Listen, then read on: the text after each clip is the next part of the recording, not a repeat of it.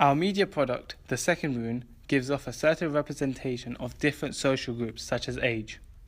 We conveyed this by having the main character as young and very fit. This is stereotypical as young people are typically seen to be more active, and this is evident in our opening scene. The character is jogging in the park, hence this gives a positive representation of how audiences view young people to be energetic, healthy and active. Furthermore, another stereotype we included was that our main character is a young adult. This is stereotypical as most modern-day horror movies such as Lights Out and Get Out consist of young adults starring as the lead role. Gender is also shown off in a stereotypical way in our film opening. An example of this is that the main character is male. This shows that the film may be male-dominated, as throughout the whole opening there is no female characters apart from the mum who was mentioned.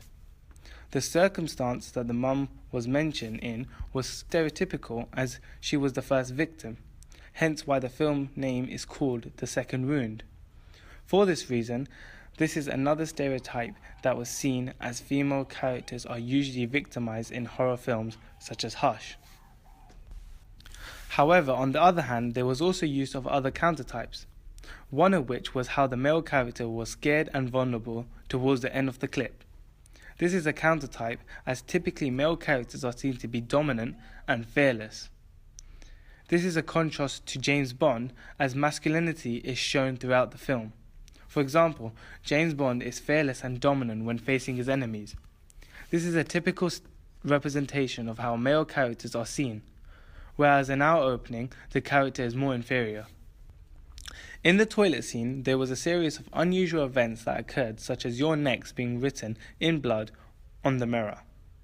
The reaction of the character clearly shows off the countertype as he was extremely scared and in panic due to the circumstance.